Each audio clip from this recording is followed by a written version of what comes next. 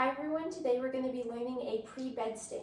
So this is basically when your dog goes to their bed anytime you have guests over or you're eating and you don't want your dog begging at the table. So the first method I'm going to use to show you guys how to teach a pre-bed stay or a bed stay is going to be the capturing method, which is basically whenever your dog goes voluntarily by themselves to the mat or the bed, you're going to treat and reward. So right now she got on the mat by herself, so I'm going to reward her. I'm going to get her off the mat and then we're going to reset it. I'm not going to reward for the off just because that's not the behavior I want. I want her to stay on the mat, but I will use praise to show that's exactly what I asked. Off. Good. Good girl. Okay, so same thing. We're just going to capture it. We're going to wait for her to do it by herself and then we're going to treat and reward.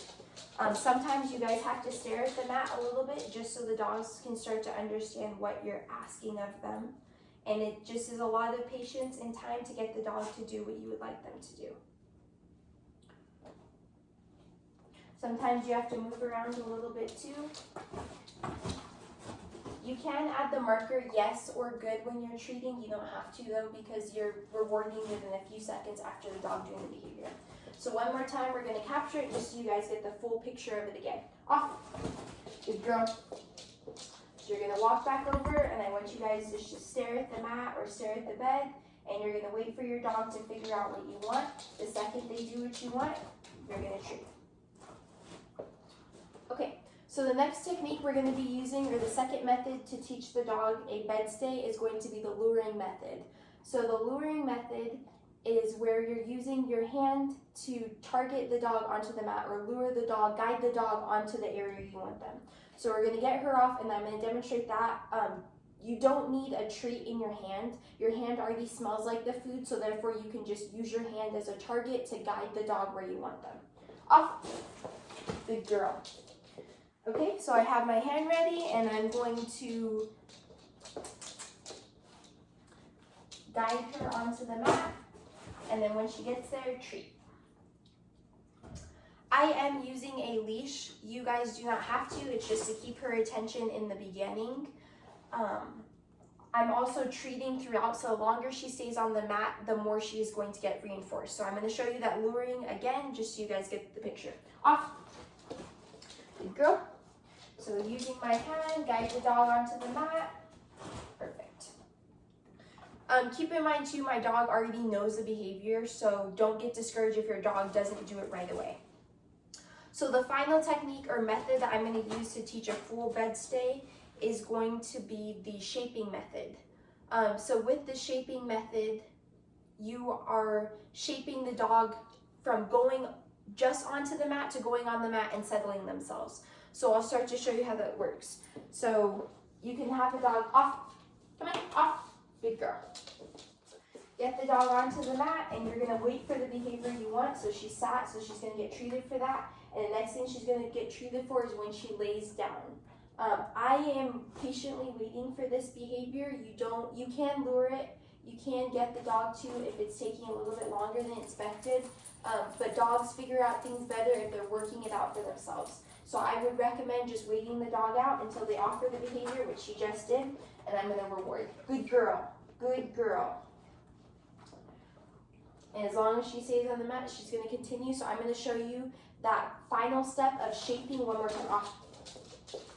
So right there, my timing was a little bit off. I should have told her off before she got up. You guys don't want dogs getting in a habit of getting off whenever they feel like it. So just keep in mind, like I said, that was my bad, that you're watching, making sure the second you want your dog to get off, you say off, or else they're going to think they can get on and off whenever they want. So again, we're going to get the dog to go onto the mat, whether you're using your capturing method of just staring at the mat, or whether you're using your luring of using your hands. I'm going to wait for her to offer me a sit, and I'm going to treat that, and then I'm going to wait for her to offer me a lay down, and then I'm going to treat that. And a lot of this is really about patience, so just wait your dog out.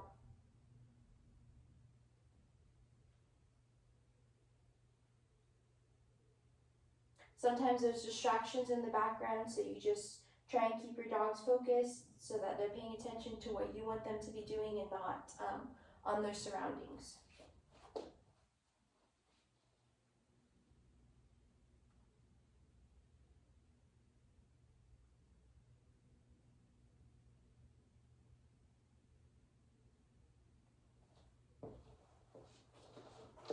can move around a little bit too. There you go.